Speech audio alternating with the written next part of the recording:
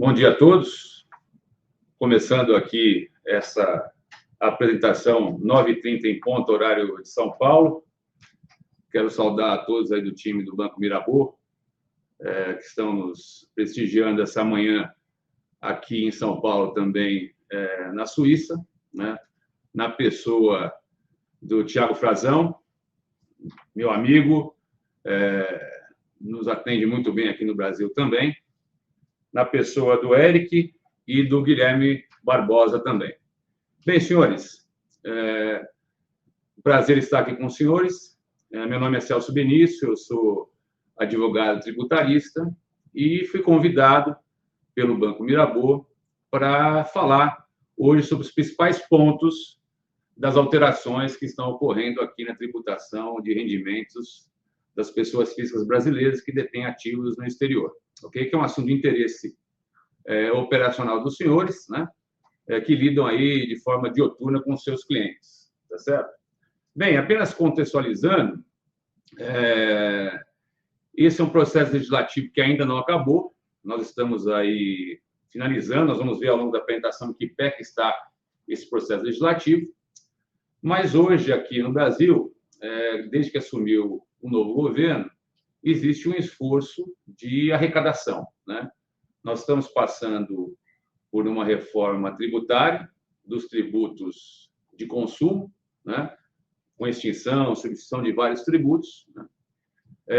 A tabela progressiva do imposto de renda foi alterada, ela foi criada outras faixas, além da isenção, 7,5% até 27,5%. Com isso, gerou uma queda na arrecadação, e o governo, como uma forma de compensar essa arrecadação, esse é o mote principal, ele está mirando a tributação de algumas operações que antes ocorriam de ferimento, né? Principalmente as operações dos brasileiros que têm aplicação no exterior, ou aplicação direta na pessoa física, ou mesmo através de offshores, né? Que existia aí todo um diferimento, quem aplicava usando essa ferramenta, esse instrumento de empresas offshore, toda a tributação do rendimento ficava diferida para o momento da repatriação dos valores, né? Então, o governo, mirando isso, ele sugeriu uma alteração na legislação, né?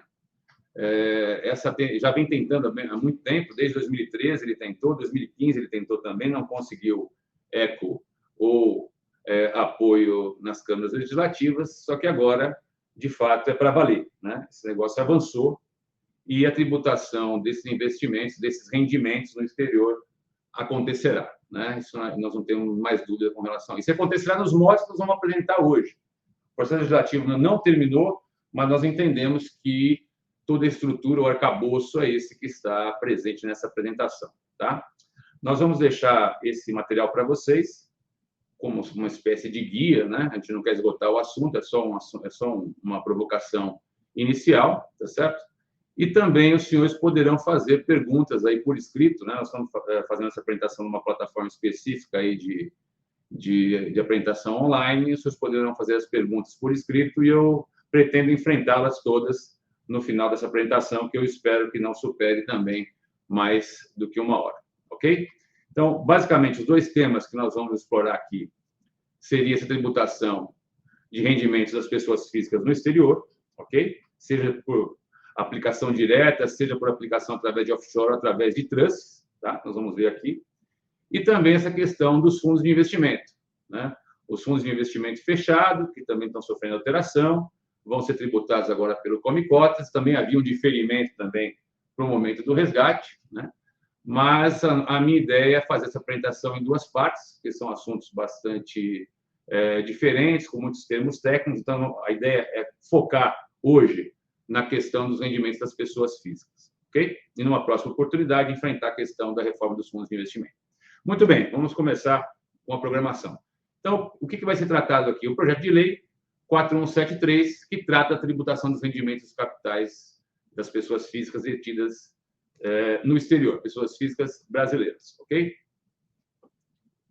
Muito bem. Esse projeto de lei é o projeto de lei 4173, que está correndo no Congresso Nacional e que engloba os dois temas. nós deixamos aí pontuados, porque foi feita diversas tentativas através de medida provisória, nos 2 temas, essas medidas provisórias caducaram, tem todo aí um arranjo legislativo para aprovação, e, no final, esse projeto, que é uma iniciativa do Poder Executivo, né, é uma das pilastras do governo atual, né, está correndo hoje, e hoje ele está na Câmara, hoje ele está no Senado, desde o dia 8 de novembro, para alterações. Depois do Senado, ele deve seguir novamente para a Câmara e depois para a promulgação. Mas o que se espera é que essa legislação ela seja concluída até 31 de dezembro de 2023. E já vai começar a valer em 1º de janeiro de 2024. Ok? Muito bem. Tributação dos rendimentos no exterior. As regras a partir de 1º de janeiro de 2024.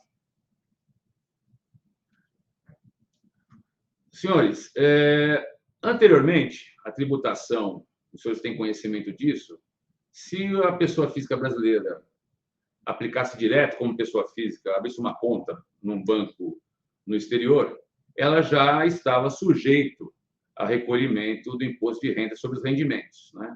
E esse recolhimento era feito de forma mensal. Assim que houvesse a liquidação, o pagamento desses rendimentos, era necessário o pagamento do imposto de renda. E uma saída para fugir desse pagamento e diferir o pagamento é a utilização de empresas offshore. Então, é muito comum, quando a abertura de contas em bancos private equity, private no exterior, era importante a utilização dessas offshores, né?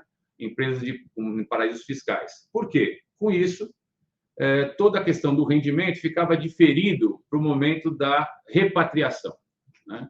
Quando, de fato, essa pessoa física retirasse o dinheiro da offshore, da pessoa jurídica, e repatriasse para o Brasil. Aí sim teria a tributação. E a tributação aí era feita sobre uma tabela progressiva, em muitos dos tipos de aplicação, com relação a cupons, com relação a juros, né? E com relação a ações ou venda de imóveis, era feita através de uma tabela de ganho de capitais, né? Tudo isso agora vai deixar de existir, né? E vai ser unificado. Pouco importa se a escolha do correntista for fazer operações na pessoa física diretamente, ou utilizar empresas em paraísos fiscais, ou mesmo utilizar trusts, né? Agora, toda a tributação vai ser levada a efeito numa tributação, diríamos, exclusiva, apartada, né, sobre esses rendimentos, né, e levada a efeito no final do ano, numa alíquota já única de 15%. Ok? É isso que nos está apontando essa primeira lâmina. Ok? Tanto a pessoa física, os rendimentos de aplicações vão ter o efeito caixa, nós vamos ver aqui o que é o efeito caixa, e aquelas que optarem por aplicar mediante utilização de empresas offshore vão apurar o resultado, vão apurar o balanço na sua competência anual. Tá? Tudo isso vai ser declarado na declaração de ajuste anual, ok? Não vai mais ocorrer o recolhimento do carnê-leão ou mesmo tabela progressiva, tá? E essa tributação será separada na liga de 15%. Nós chamamos aqui a atenção de alguns casos que não vai ocorrer a variação cambial. São poucos casos, porque a tributação agora engloba também a variação cambial, tá? É feita uma conta em reais no final do exercício. Então, consequentemente, além dos rendimentos propriamente ditos apurados em dólar nas operações, a variação cambial também integrará a base de cálculo, onde vai seguir essa alíquota de 15%. Chama atenção, em alguns casos, que não vai ocorrer essa incidência de imposto de renda sobre a variação cambial. Naquele dinheiro que ficar parado na conta, depósitos não remunerados, não tem incidência de imposto de renda sobre essa variação cambial. Aquele scroll de cartão de crédito ou débito que é retido para fazer frente aos pagamentos desses cartões também, se não ficar aplicado, também não tem variação cambial, né? Ou mesmo operações em moeda de espécie em até $5 mil, tá? Muito bem. Vamos tentar agora essa questão da pessoa física operando diretamente numa conta lá fora, ok? Uma conta aberta no exterior, tá? Quando ocorre essa tributação? No regime caixa, no efetivo resgate, amortização, alienação, vencimento ou liquidação dessa operação que vai gerar o rendimento, ok? Chama atenção aqui com relação aos ativos virtuais e carteiras digitais, que também serão tributados, mas esse tema não é tratado nesse projeto de lei, vai ser regulamentado pela Receita Federal na legislação infraconstitucional, ok? Todos os rendimentos de remuneração produzidos por aplicações financeiras são base de cálculo dessa nova tributação, tá? E será oferecido a tributação pela pessoa física. Onde que ela vai oferecer? Sempre a declaração de ajuste anual, ok? Quando ela efetivamente receber os seus juros, os demais rendimentos. Nesse caso, a gente chama atenção também, se houver algum tipo de recolhimento de tributo no exterior, isso vai gerar um tax credit que poderá ser compensado aqui na declaração de ajuste anual, tá? E essa legislação, ela também traz as condições para isso, né? E eu chamo também a atenção dos senhores, porque toda essa documentação vai ser produzida no exterior, né? E esse tax credit vai ser validado aqui no Brasil. Então, é muito importante que o back-office dos bancos, né, estejam preparados para fornecer essa documentação para o contribuinte brasileiro, né? Então, se houver algum recolhimento de imposto nessas operações, uma antecipação de impostos, isso pode ser creditado na operação, no ajuste anual, né? Um exemplo, operação com renda variável, na França, que existe essa retenção de imposto de renda na fonte, esse crédito que foi recolhido é possível compensar aqui, mas vai ter que ter toda a documentação nesse sentido. Existe um limite para esse aproveitamento, que é justamente o valor do imposto a ser recolhido aqui. Eu não posso gerar um crédito maior do que o imposto a pagar no Brasil, tá? Existe também uma vedação ao uso desse crédito de imposto apurado nas operações no exterior. Se esse crédito for reembolsado no exterior, ou mesmo restituído ou compensado com alguma outra operação no exterior, isso não pode ser utilizado aqui no Brasil, sob pena de estar se utilizando duas vezes do mesmo crédito tributário, tá? E existe também um prazo para a utilização desse crédito, né, que seria aí no ano calendário que foi gerado a operação ou em períodos subsequentes, ok? Então, a pessoa física que gerar um crédito no exterior pode utilizar isso para amortização do débito de imposto apurado aqui no Brasil no ano calendário e em períodos, e não poderá utilizar em períodos subsequentes. Isso é uma trava que também nós devemos ficar atentos. Só poderá usar esse crédito tributário naquele ano que ocorrer a operação. Isso não pode ser carregado para os anos posteriores. Nós vamos ver que quem usar offshore pode carregar ainda isso para anos anteriores, para anos posteriores, ok? Ainda com relação aqui à compensação de perdas, é importante frisar que as perdas em aplicações financeiras no exterior poderão ser utilizadas, poderão deduzir aqui o imposto a pagar no Brasil, tá? Primeira observação, mesma coisa com relação ao crédito tributário, essa perda terá que ser documentada, né, em documentação hábil e idônea. Novamente, o que a gente imagina na dinâmica das relações daqui para frente é que os bancos, inclusive os bancos estrangeiros, né, que detêm aplicações de brasileiro, poderão receber ofício da autoridade fiscal brasileira, né, para que forneça extratos, forneça, inclusive, a documentação necessária para comprovar qualquer tipo de crédito, qualquer tipo de perda nessas operações, tá? Essas perdas, elas poderão ser utilizadas em ganhos apurados em aplicações financeiras no exterior no período de apuração da demonstração de ajuste anual, tá? Se as perdas forem maiores do que os ganhos, elas poderão ser utilizadas até o limite desse ganho, né? Não poderá gerar um estoque de perda naquele exercício, tá? Perdas não compensadas no período poderão ser compensadas com rendimentos no exterior em períodos posteriores. Então, novamente, aí, essa questão das perdas, que foi gerada no período de apuração, você pode carregar para outros períodos de apuração. Só que aí tem uma disposição na lei, da forma que está aí exposta no material, que as perdas serão compensadas uma única vez. Isso gerou uma série de dúvidas com relação à equipe do escritório, né? Porque da forma que está, gera uma série de interpretações. Uma única vez no período subsequente ou em qual período poderá ser utilizado. Certamente, toda essa legislação que nós estamos tratando aqui, ela vai ser regulamentada pela autoridade fiscal, pela Receita Federal do Brasil.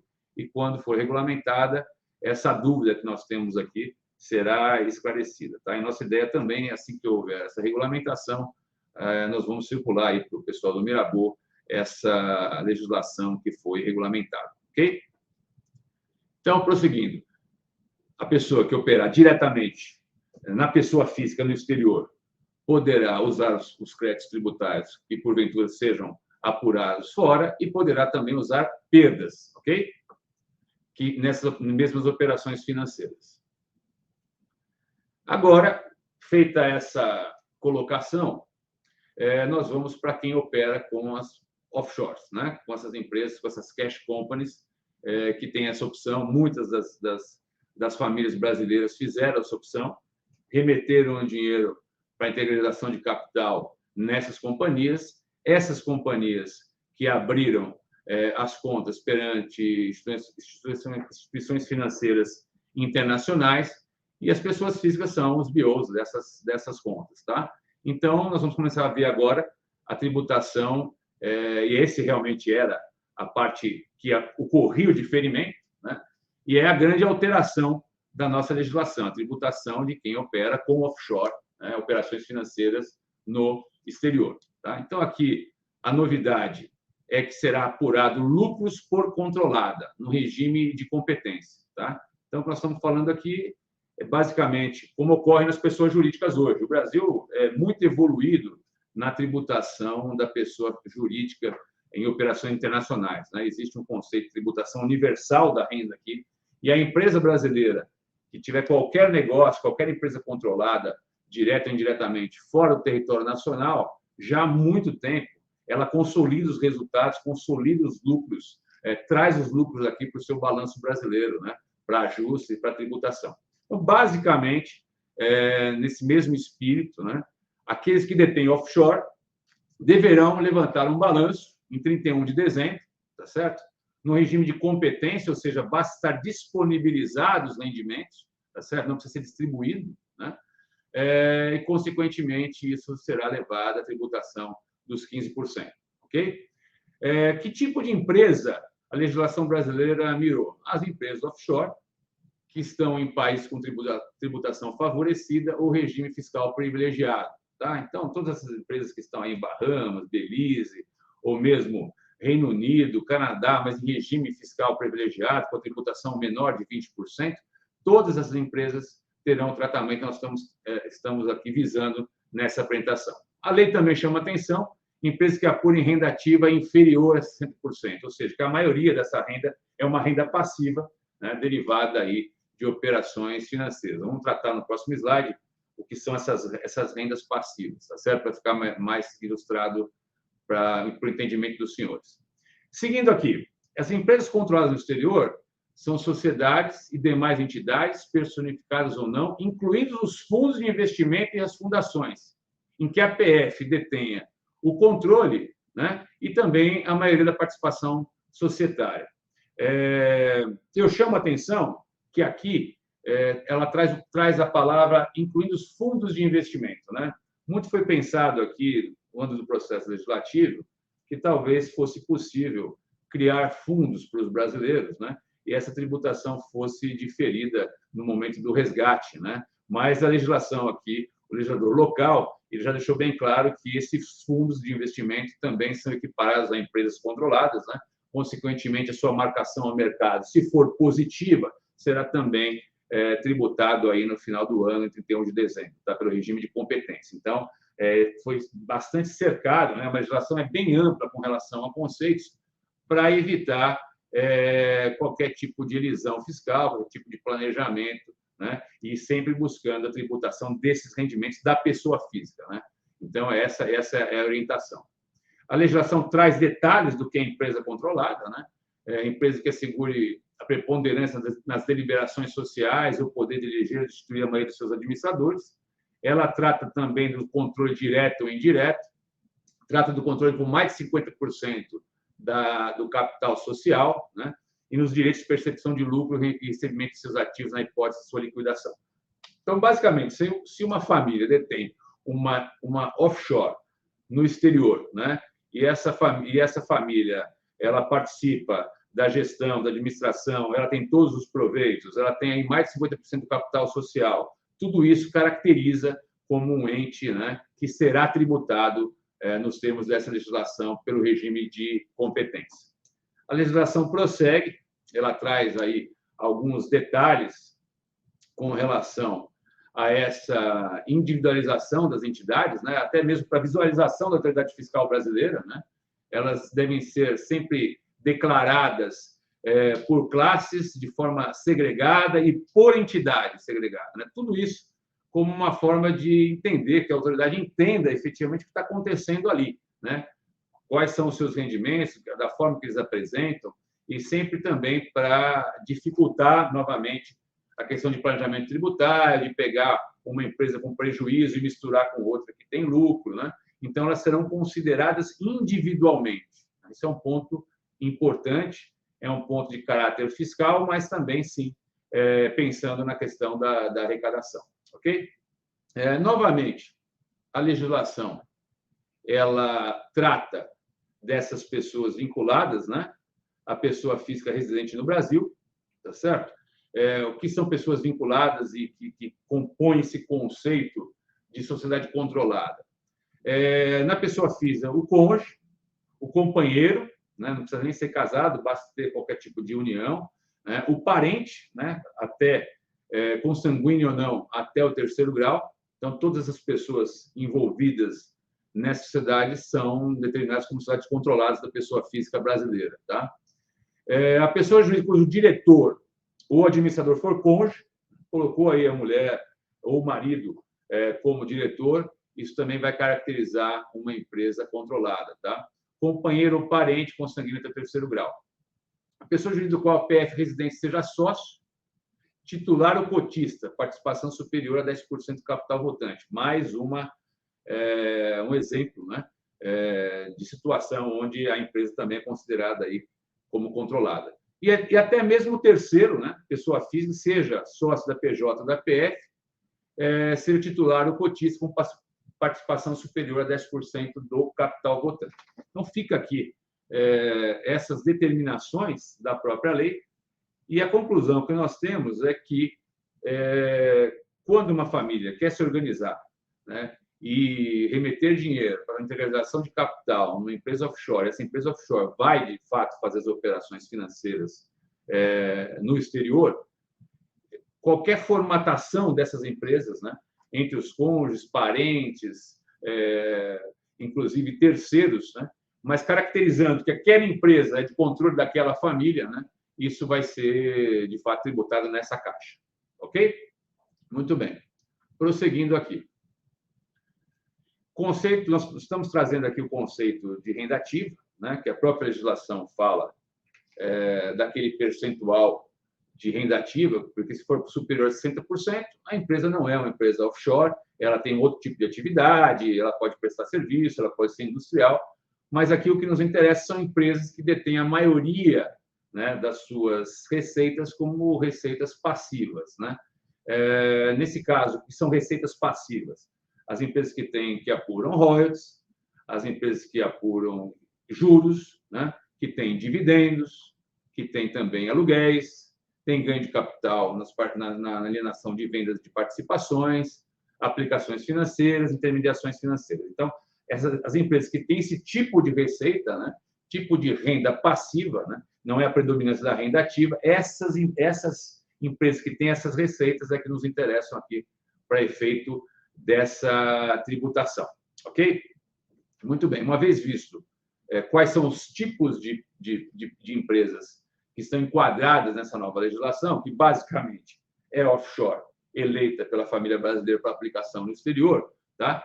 Essa que antes ficava diferido a tributação para o momento da repatriação do dinheiro, agora, todo ano, no dia 31 de dezembro, será apurado um balanço, será apurado o resultado, se esse resultado for positivo, se houver lucro, incidirá os 15% nessa tributação. Então, essa é a nova regra que está colocada aqui pela legislação brasileira.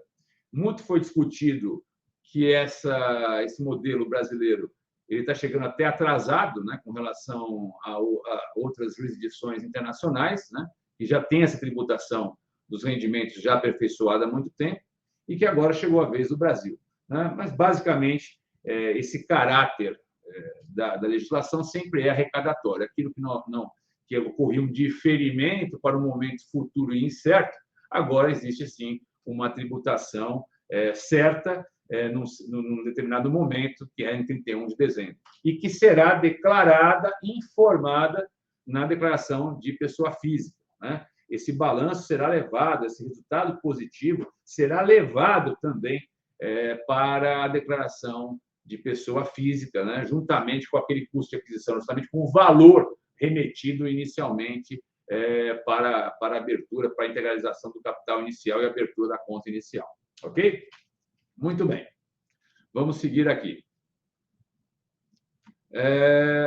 Como é que se apura o lucro por essa entidade brasileira? Tá? Então, esse é o capítulo da lei que vai falar sobre o balanço, né? Eu já disse anteriormente, todas as operações serão vistas de forma individualizada. Tá? Aqui existem vários formatos de organização que as famílias optam. Elas podem criar empresas, as empresas podem conferir o capital em outras empresas, tem a holding da holding, né? Só que tudo isso agora, para efeito de tributação, será visto de forma individualizada. Tá? Cada empresa que tiver ativos financeiros no exterior e, consequentemente, conseguir levantar rendimento positivo, né? Ela será tributada de forma individualizada, ok? Tá? Então, o que fala a lei? Um balanço anual de cada controlada, direta ou indireta, com exclusão dos resultados e participações em outras controladas. Conversão para reais no último dia útil de dezembro. Então, primeira situação. Se a empresa tem investimentos no exterior, vai ser obrigada a levantar um balanço, né, por empresa controlada. Tá? A autoridade fiscal quer que isso apareça na declaração de imposto de renda da pessoa física, numa linha individualizada por empresa. Tá? E cada empresa terá o seu resultado ali exposto na declaração. Né? O que chama a atenção, e não poderia ser de outra forma, é que vai haver a conversão, né, para reais no último dia de dezembro, né, para o dólar no último dia 31 de dezembro, e, consequentemente, esse rendimento em reais, né, sofrerá a tributação de 15% para recolhimento no exercício seguinte. Ok? A própria legislação ela traz como deve ser feito esse balanço, né, num padrão aí da contabilidade internacional, que é o IFRS, né, ou da legislação comercial brasileira a critério do contribuinte. Esse padrão IFRS é utilizado por empresas que não estão justamente em paraísos fiscais ou regime de tributação favorecido. Então, é muito difícil alguém, pensando em organização de famílias que aplicam no exterior, ter uma offshore com um balanço, né, no padrão IFRS, que é muito mais, do ponto de vista fiscal, muito mais complexo. Então, eu imagino que esse balanço, né, vai seguir, de fato, a legislação brasileira, com todos os tópicos aí que os contadores poderão orientar os contribuintes a declarar. Né? E, muito bem, esse balanço é um documento auxiliar que deverá ser guardado pelas famílias, né, para dar suporte àquilo que foi declarado em cada exercício financeiro a partir aqui de 31 de dezembro de 2024, ok? Então, essa declaração sempre terá que ser suportada por um balanço e mais. Aí voltamos aí novamente os holofotes para a equipe de back-office dos bancos internacionais. Os bancos deverão ter todos os seus extratos, os seus documentos necessários para dar suporte à apuração desse balanço, com clareza de quais são as receitas, clareza de qual foi feita a operação, qual foi o ganho, a perda, o tax credit em cada regime de apuração. Ok? Existe também a previsão de exclusão da base tributável da controlada estrangeira, né? A legislação previu isso também. Então, imagine a seguinte situação. Essa mesma offshore, essa cash company que está no exterior, ela foi e fez um investimento numa empresa brasileira local. Isso é muito comum acontecer. As famílias optam por isso até para que façam investimento sem que ocorra essa desaplicação do dinheiro na pessoa jurídica, né? Ela traz como investimento para o Brasil e aqui no Brasil faz uma outra operação financeira, ou uma operação com imóveis, né? Ou mesmo uma atividade operacional numa empresa de qualquer atividade operacional. Então, o que fala a legislação aqui? Nesse momento, quando esse ente, né, essa empresa controlada brasileira, que detém os ativos financeiros no exterior, integraliza aqui numa outra empresa nacional, né, e ela é a sócia dessa operação, acionista dessa operação, e ela tem aqui lucros e dividendos nessa operação nacional, não é necessário levar novamente a tributação lá no balanço da controlada. Por quê? Porque houve a tributação local, né? Então, é isso que trata essas exclusões. Da mesma forma, se ela se comportar fazendo aplicações financeiras aqui, no território nacional, e houver o recolhimento na fonte dos 15% do imposto de renda aqui, novamente ela não tem que oferecer a tributação no balanço. Ela vai excluir isso do balanço da empresa controlada, porque o recolhimento já aconteceu aqui no Brasil. Ok? Existe a previsão também, além dessas exclusões, né, de compensação de prejuízo de controlado estrangeiro, tá? Apurados a partir de 2024 e anteriores aos lucros computados na declaração de justiça anual a serem apurados. Tá? O que determina essa legislação? Que todos os prejuízos apurados, né, pela empresa, no levantamento, na finalização do balanço, se aquilo ocorrer um prejuízo, esse prejuízo poderá, de fato, ser compensado em operações aí, em anos subsequentes, ok? Só que sempre a partir aí de 1º de janeiro de 2024, ok? Nós chamamos a atenção que aquele estoque de prejuízo, né, que essas offshores, porventura, tenham adquirido ao longo dos anos, né, será perdido. Não poderá, da forma que está a legislação, ele não poderá ser utilizado para compensação nas operações futuras, né?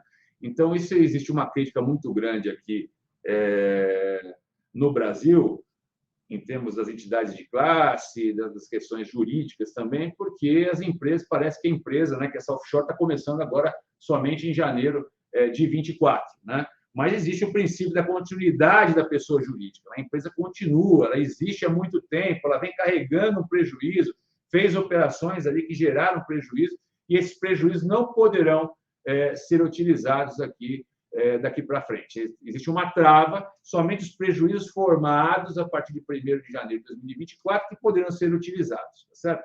Isso já teve aí alguma discussão com relação semelhantes à pessoa jurídica, e os tribunais superiores do Brasil colocaram que essa trava, em outras situações, principalmente pessoa jurídica, era uma trava devida. Talvez isso gere algum tipo de contencioso a ser testado daqui para frente, porque, de fato, existe uma ruptura da continuidade da empresa. Ela tinha um prejuízo e não pode usar, só vai poder usar daqui para frente. Ok? Existe também uma previsão para dedução do imposto devido, tá? Da mesma forma, do tax credit, quando a pessoa opera diretamente na pessoa física, aqui também nós temos, na pessoa jurídica, alguns limites, né? A primeira possibilidade de dedução do imposto devido recolhido no exterior, em operações antecedentes, mas também existem os mesmos limites da pessoa física. Tá? Vocês vão percebendo que existe o tratamento equânime, né? Seja o tratamento da pessoa física, ou seja, o tratamento da pessoa jurídica, a tributação basicamente é a mesma, né? No final do ano, apura o rendimento positivo, 15%, multiplica pelo real, 31 de dezembro, e paga-se o tributo aí logo na sequência. E pode usar os créditos dos impostos pagos em operações anteriores no exterior, como é o caso aqui. A PF poderá deduzir o imposto de renda devido pago no exterior por controladas e suas investidas não controladas, desde que observe os seguintes requisitos, né? Observe a proporção da participação, né? Não pode participar mais do que aquilo que está definido, né?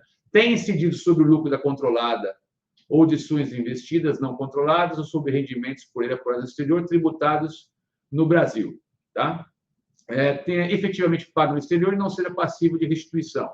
Mesmo exemplo, né? Paguei e não uso no exterior, posso usar aqui. não supere o imposto de renda devido no Brasil sobre o lucro de entidade controlada, até o limite do lucro. Eu não posso compensar mais do que aquilo que eu tenho a pagar. Tá? Ela também abrange o imposto de renda sobre rendimentos e ganho de capital feitos no Brasil por entidade estrangeira, desde que o resultado controlado tenha sido tributado pela pessoa física na demonstração de ajuste anual. Mesma situação da pessoa física anterior. Ok? Vamos prosseguir. Existe essa disposição, nós colocamos aqui, que é mais uma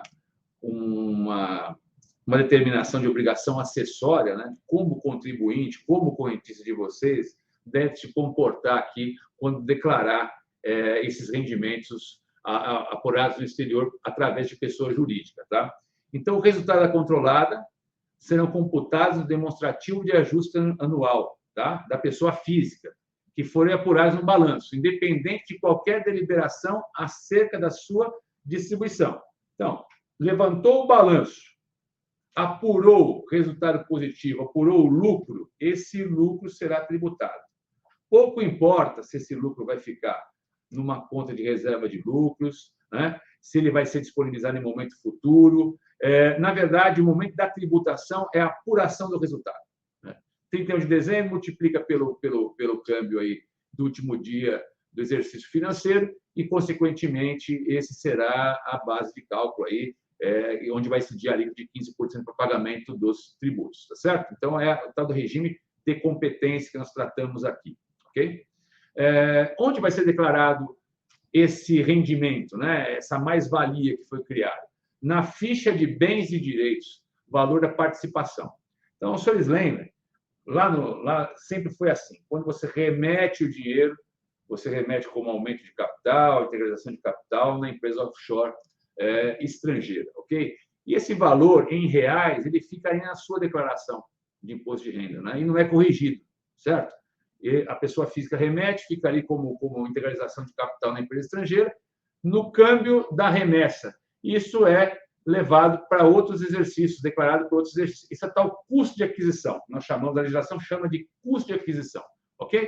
Então, fica ali na própria declaração, nos seus ativos declarados com relação a isso. Quando ocorrer o dividendo, né, que vai ser tributado, ok? Isso é acrescido ao custo de aquisição, tá certo? É isso que diz aí o preenchimento da declaração, esse efeito escritural. Antes você carregava somente o valor da remessa, agora você vai carregar a remessa e vai acrescentar o valor dos dividendos a receber naquele exercício da apuração, indicando o ano, né, que esse rendimento foi percebido, ok? E aí, se esse rendimento, de fato, for distribuído, o lucro for distribuído para a pessoa física, tá certo? Aí vai ocorrer a operação inversa. Você reduz o custo, né, de aquisição, né? Aquele valor do custo de aquisição que foi acrescido quando o dividendo apareceu, quando ele for distribuído efetivamente, pode ocorrer no exercício financeiro posterior, ele vai ser reduzido também aí do custo de aquisição, né? Tal da entrada e da saída. Então, chama atenção, os contribuintes nacionais agora terão esse trabalho na declaração. Aponta não só o valor remetido, que é o custo de aquisição, como vai apontar também o dividendo naquele ano, que vai ser a base de cálculo para a tributação dos 15%, e quando efetivamente pagar esse rendimento, ele vai novamente ser reduzido do custo de aquisição. Então, a declaração fica com essa movimentação. Outro ponto importante é que existe uma neutralidade da variação cambial, no ganho e na perda entre o valor registrado como dividendo a receber e o dividendo recebido. Não será tributado ou deduzido. O que quer dizer esse tipo de disposição?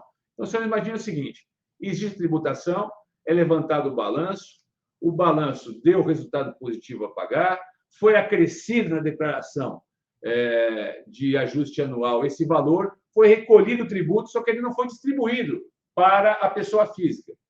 Não saiu da conta da pessoa jurídica e foi para uma conta da pessoa física na mesma instituição financeira ou mesmo voltando o dinheiro para o Brasil. Tá? Se isso ocorrer no momento posterior e se houver diferença positiva de variação cambial, isso não será tributado.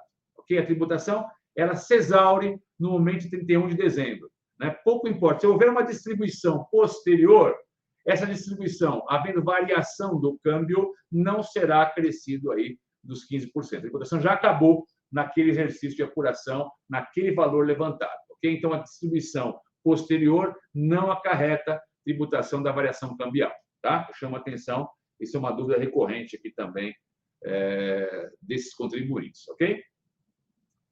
Muito bem. Avançando aqui. Opção de transparência patrimonial na pessoa física. Vejam, senhores, o que é isso aqui? Isso aqui espelha exatamente qual é a intenção, o ânimos do legislador brasileiro com relação à tributação de rendimento no exterior. Pouco importa se as aplicações são feitas de forma direta, são feitas por offshore, são feitas através de trust, ok? Sempre o que interessa é a tributação da pessoa física e vai sempre desaguar na declaração de ajuste anual da pessoa física. Esse exemplo aqui é um exemplo curioso, porque a pessoa física que detém uma participação e aplica numa offshore, ela pode declarar todos os seus rendimentos aqui, esquecendo a pessoa jurídica, simplesmente se apropriando na sua declaração de pessoa física, tá certo? De todos esses ativos e passivos. A estrutura se mantém no exterior, né? Não há uma desconstituição desta offshore, a offshore continua no exterior, ela continua registrada aí nos cartórios das suas jurisdições, continua tendo acionista, continua levantando balanço com todas as suas obrigações, só que o legislador aqui deu uma opção para o correntista brasileiro, falou o seguinte, olha, não precisa declarar aqui balanço coisa nenhuma, faz o seguinte, declara os ativos e perdas como se pessoa física fosse, né? Porque, na última linha, o que interessa justamente é que você, pessoa física, seja tributado, né? Então, isso é uma forma de tentar simplificar para a pessoa física nacional essa declaração, né? Esquecendo as formalidades de um balanço e declarando os ativos dessa offshore diretamente na pessoa física brasileira, tá? Tem alguns requisitos que nós vamos ver agora. Como que ela pode fazer isso? Então, ela pode declarar na ficha de bens e direitos ativos e passivos da controlada estrangeira como se fossem seus, para fim de tributação dos rendimentos. Então, ela abandona o balanço e vai tratar por ativos e passivos, ok? Na sua própria declaração de imposto de renda. Ela pode ser exercida em relação a cada entidade controlada, direta ou indireta, de forma separada. Outra vez, sempre de forma segregada, para que a autoridade fiscal consiga entender o que está acontecendo dentro daquela operação. Okay? Ela será irrevogável e retratável durante o prazo que a PF detiver a controlada no exterior. Então, feita essa opção, não é possível voltar atrás. Então, eu tenho duas opções. Ou eu vou declarar em balanço, vou declarar como pessoa jurídica, ok? Ou eu vou declarar como pessoa física, desconsiderando o balanço. Isso é possível. Se eu fizer essa opção será irrevogável e retratável enquanto detiver o controle dessa empresa. Agora, se eu vender o controle, eu posso fazer uma opção numa nova empresa controlada, tá certo? Outro requisito também para essa opção de transparência. Se essa empresa offshore ela tiver outros sócios, tá? Residentes do Brasil, todos os sócios têm que fazer essa opção de declarar como pessoa física e não declarar o balanço. Tá? Existe um prazo para isso, é a informação na primeira declaração após a aquisição da controlada. Tá? Quem quiser simplificar, optar por essa declaração simplificada, esquecendo o balanço e colocando ativos e passivos diretamente na declaração de imposto de renda de pessoa física, tem um prazo para isso. Em 2023 também é possível fazer isso, informando da IPJ 2024, tá certo? Que vai sim sofrer efeitos a partir de 1º de janeiro de 2024, porque é quando começa a nossa legislação que nós estamos apresentando, tá? Nessa ficha de bens e direitos, tem que substituir a participação da controlada pelos bens e direitos, alocando proporcionalmente ao custo de aquisição. Bem, novamente, o legislador coloca a fórmula, né? Você vai decompor todos os seus investimentos e proporcionalizar com aquilo que foi remetido, um custo de aquisição, né? Uma conta de uma proporção simples, né? Tentando atribuir a cada valor que foi remetido aquilo que foi aplicado. Em algumas sociedades com operações mais simples, é mais fácil de fazer. Agora, aquelas que têm muitos anos de operação e passaram por diversas alterações na composição da carteira, por isso vai ser muito mais complicado e certamente a opção deve ser pelo balanço, né, e não por essa transparência da pessoa física. Tá? E aí, outro detalhe técnico também, nessa ficha de dívidas e ônus real, deve informar o valor zero aí para que fique, de fato, caracterizada a declaração desses ativos como pessoa física, ok? Bem, vamos prosseguir aqui. Ainda com relação a essa opção de transferência patrimonial, o legislador colocou aqui uma previsão. É o conceito que deve ser entendido. Veja, quando, eu quero frisar isso para que não haja nenhuma dúvida, quando o contribuinte brasileiro faz a opção de declarar de forma transparente, não declarar o balanço, mas declarar as operações na pessoa física, não significa que a empresa lá fora foi desconstituída, ela continua intacta, como eu já disse aqui. Okay? Se ela continua intacta, com todas as suas obrigações, com seus livros, suas ações ao portador, okay? Com a sua ficha de participação societária, como ela continua intacta, consequentemente, ela pode ser vendida. Okay? Ela pode ser vendida pelo contribuinte brasileiro em qualquer momento, né? Mesmo que ele declare de forma aberta aqui como pessoa física. Se ela for vendida, o legislador brasileiro não quer perder, né, qualquer tipo de rendimento ou qualquer tipo de mais-valia que essa operação pode causar para o contribuinte. Então, ele vai, tem uma determinação claríssima aqui, que vai ocorrer a tributação entre o valor de mercado e a diferença do custo de aquisição no momento da transferência. Então, vamos lá. Qual é o alerta, qual é o ponto de atenção dessa disposição legal? O contribuinte brasileiro, ele que detém investimentos no exterior na offshore, faz uma opção pela transparência, ele vai declarar de forma transparente, não cita o balanço da offshore, ele decompõe entre ativos e passivos, ok?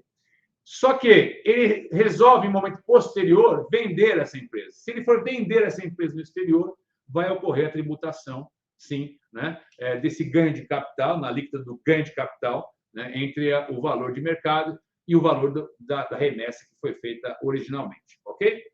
Então, essa é a determinação desse dispositivo legal. E prosseguimos aqui. Estoques de lucro até 31 de dezembro de 2023. O que acontece com esses lucros que foram apurados, que vão ser declarados agora aqui até o final, que vão ser apurados até o final deste ano e serão declarados na declaração de ajuste aí em abril de 2024. Eles permanecem no regime caixa, ok? Então, você imagina o seguinte, para facilitar o entendimento. Eles não serão tributados automaticamente já no exercício subsequente. Então, se existem lucros apurados neste balanço dessas empresas controladas, ok? Numa conta, por exemplo, de reserva de lucros, essa conta adequada do balanço, essa reserva de lucros será tributada na mesma alíquota de 15% quando for efetivamente disponibilizada para a pessoa física, ok? Enquanto não for disponibilizada, não precisa recolher esses lucros apurados até 31 de dezembro de 2023. E quando ela for disponibilizada, ok? Terá tributação de 15%. Novamente, aqui para os senhores entenderem os divisores de água, né? Então, a partir de 1º de janeiro de 2024, todas as operações terá apuração, né, nos anos calendário desse balanço positivo, desse lucro, onde vai incidir os 15%. Os lucros apurados até 31 de 12 de 2023 ficam numa caixinha, não serão tributados, ficam diferidos para o momento da disponibilização. O que é disponibilização? A própria lei coloca. Pagamento, crédito, entrega, remessa de lucros, o que ocorreu primeiro. Quaisquer operações de crédito realizadas com a pessoa física ou com a pessoa ela vinculada, se a credora possuir lucros ou reserva de lucros. Tá certo? Qualquer operação de cessão de crédito, nesse sentido, também será considerada aí. Tá certo? O interessante dessa disposição, qualquer operação de crédito realizada com a pessoa física ou pessoa ela vinculada, se a credora possuir lucros ou reserva de lucros. Veja, que situação que a legislação está mirando aqui. Muitas vezes, o contribuinte, o correntista dos senhores, ele não quer repatriar diretamente o dinheiro aqui para a pessoa física, tirar da jurídica e mandar para a física, porque no regime de tributação anterior, o atual que nós vivemos hoje, né, existia o recolhimento aí do imposto de renda tabela progressiva, ok? Então, qual que era a solução para isso? Fazer um empréstimo. Né? O dinheiro volta para o Brasil não como investimento, não como redução de capital, nada disso. Ele volta como empréstimo para uma pessoa, até mesmo para o próprio beneficiário. Né? Isso acontece de forma muito, muito prática. Né? Aqui o legislador colocou o seguinte: olha, se isso acontecer a partir de 1º de janeiro de 2024, quando entra em vigor a legislação, isso vai ser considerado distribuição de lucro. Então, não pode fazer empréstimo, ok? Se a empresa aí fora tiver lucro, não pode fazer empréstimo para qualquer pessoa vinculada aqui no Brasil, tá? Porque a legislação vai presumir uma distribuição de lucro e vai exigir a tributação de 15%. Nós entendemos que as operações passadas realizadas elas estão guardadas, né? Tem uma segurança jurídica para que não ocorra esse entendimento somente para operações a partir de agora. O que quer dizer o legislador? Olha, se tiver uma reserva de lucro na empresa, distribua. Não venha me chamar isso de empréstimo, porque a legislação determina a tributação, mesmo se empréstimo for. Ok? Muito bem. Avançando aqui, vamos ver nosso horário. Nós queremos enfrentar isso aqui mais uns 10 minutos e, de fato, chegar próximo dessa 1 hora de apresentação. Então, voltando aqui para a apresentação. Ganho ou devolução de capital. Que situação que está prevista aqui? É uma situação que já existia na legislação atual, que já existe na legislação atual, quando as cotas offshore são vendidas para terceiro no exterior, ok? Isso vai ser apurado um ganho de capital, que vai ser tributado aí, nos termos da legislação atual vigente, pela tabela de ganho de capital, ok? Que vai aí de 15% a 22,5%. Tá? É isso que acontece. Se houver uma devolução, né? Devolução que pode ocorrer para a pessoa física, da mesma forma, se houver esse ganho positivo, inclusive variação cambial, ok? Da mesma forma, terá tributação sobre o ganho de capital. Não é os 15% aqui, tá? Então, quando ocorrer uma operação de venda das participações societárias das empresas controladas no exterior, ou quando houver uma devolução do capital para o correntista, né, para a pessoa física que controla essa empresa, vai ser apurada as diferenças, né, desses valores recebidos, inclusive o câmbio, principalmente o câmbio, e será recolhida nas alíquotas de ganho de capital e não de 15%. É o que chama a atenção essa determinação legal. Ok, vamos seguindo. Chegamos agora aos trusts, ok? O trust aqui no Brasil é um instituto que teve uma certa atenção, ganhando aí uma certa notoriedade num passado recente. Ele é utilizado pelas famílias brasileiras para tentar organizar uma questão societária, né? Também um pouco de eficiência fiscal para fugir da tributação dos impostos sobre transmissão de herança. No caso do Brasil, é o ITCMD, né? Então, o trust está sendo utilizado pelas famílias cada vez mais, desde que o patrimônio justifique, para justamente evitar essa sucessão, evitar a questão de abertura de inventário, evitar essa questão de abertura e fruição de testamento. Então, tudo isso o trust é uma opção para isso. Então, muitas vezes, as famílias que constituíram empresas controladas no exterior, conferiram essas empresas aos trusts, né?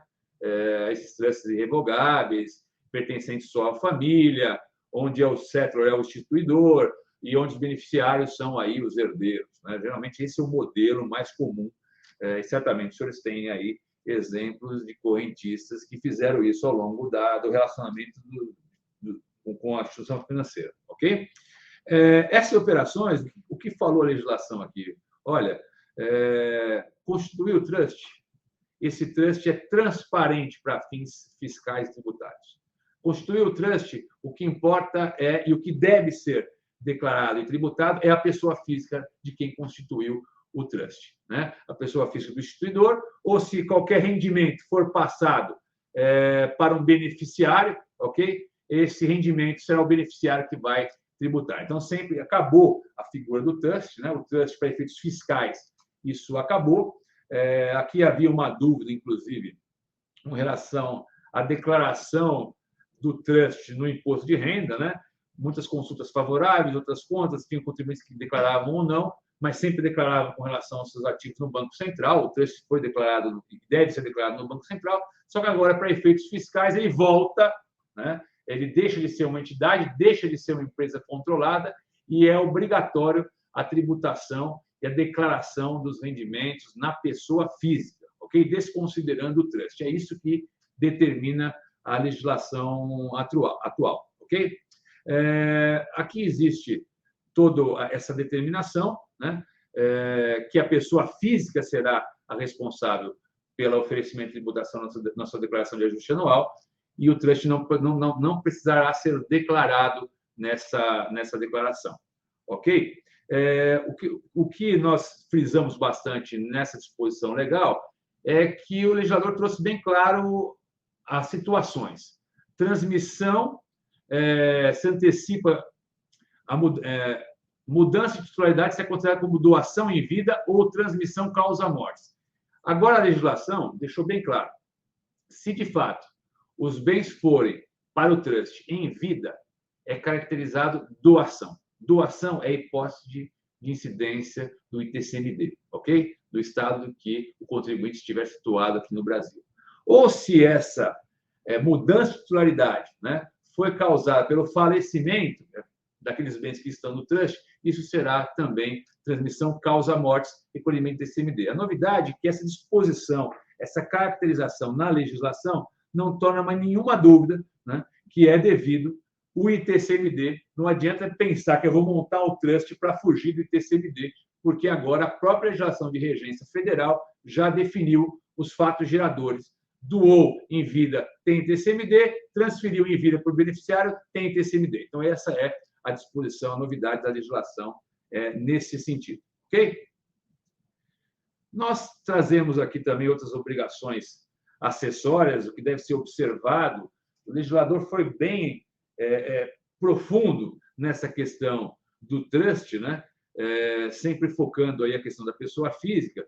E ele traz determinações aqui, inclusive para o próprio trustee, né? Que é aquele que administra o fundo. Olha, esse trustee ele é responsável pelo pagamento dos tributos, tem que alterar a escritura ou a carta de desejos do trust para deixar bem claro que os recolhimentos devem ser recolhidos. Não adianta falar, o que o Leandro está colocando, tentando evitar aqui, ó. Não adianta dizer o seguinte, olha, eu não tenho mais a titularidade dos ativos que estão conferidos ao trust, eu não posso pagar mais nada, porque ali quem manda é o trustee, né? É ele que faz toda essa gestão da minha fortuna e eu não consigo mais pagar. Não. Então, na legislação brasileira, se esse trustee pertencer a um contribuinte nacional, na própria escritura tem que ter essa determinação para o trustee, para o pagamento dos tributos devidos aí, tá? Então, essa é a novidade da legislação com relação a esse ponto. Outro assunto bem importante aqui é essa questão de atualização dos valores de bens e direitos no exterior. O que é isso? Basicamente, o governo deu uma opção para o contribuinte brasileiro, e é lógico que o governo está buscando o quê? Está buscando caixa, está buscando arrecadação, né? Os senhores sabem que os lucros, né, até 31 de dezembro de 2023, esses daí não precisarão ser pagos imediatamente. Senhores, então, é aquela situação. Eu tenho lá lucro, não disponibilizei, e quando disponibilizar, vou ter 15% de imposto. O governo, uma forma de arrecadação, ele criou aí uma alíquota quase a metade dos 15%, né, em 8%. Tá?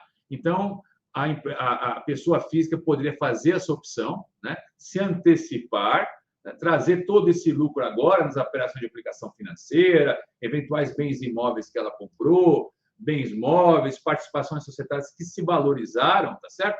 Ela pode trazer agora, recolher esse 8% e ter uma economia fiscal. É bom para ela, porque ela já sabe que vai ter apurou o lucro, e esse lucro vai ser tributado em 15.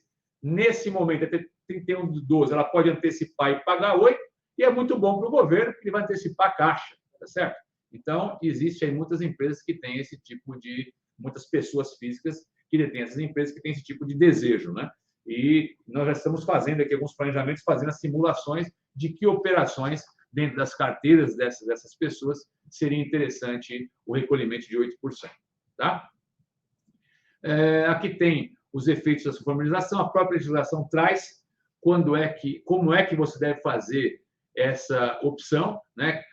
Usar, como é que você deve ser declarado, quais são os valores, como é que deve ser imputado, tudo isso está colocado aí também no material para essa antecipação de 8%.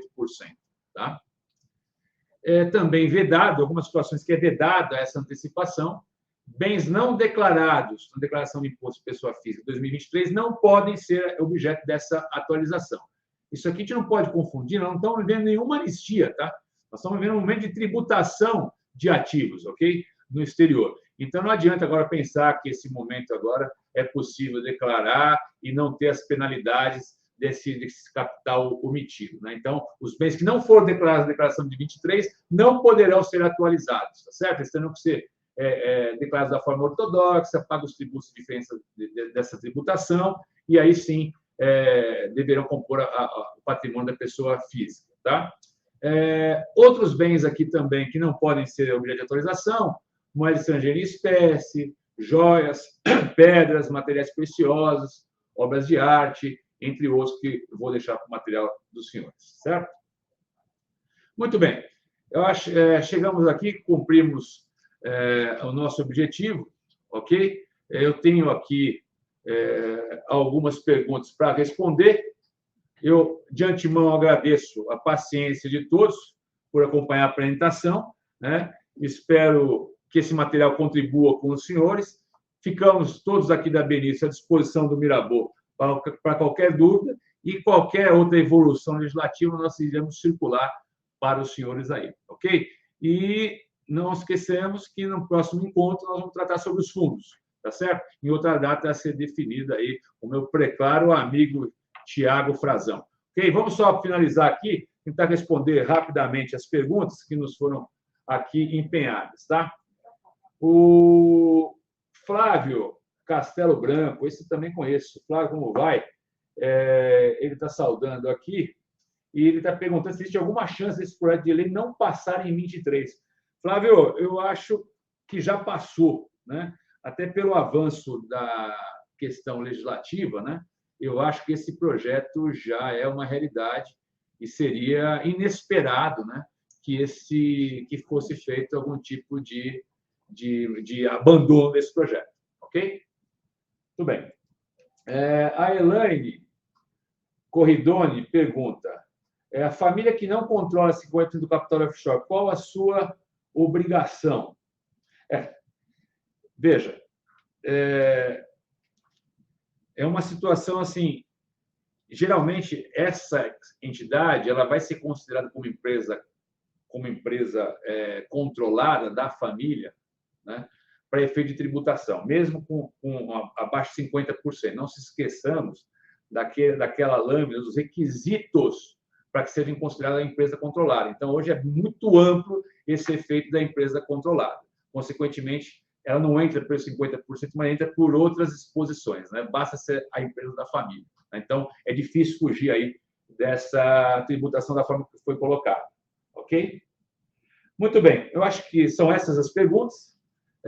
Mais uma vez, eu agradeço a presença dos senhores e espero vê-los numa próxima oportunidade. Muito obrigado.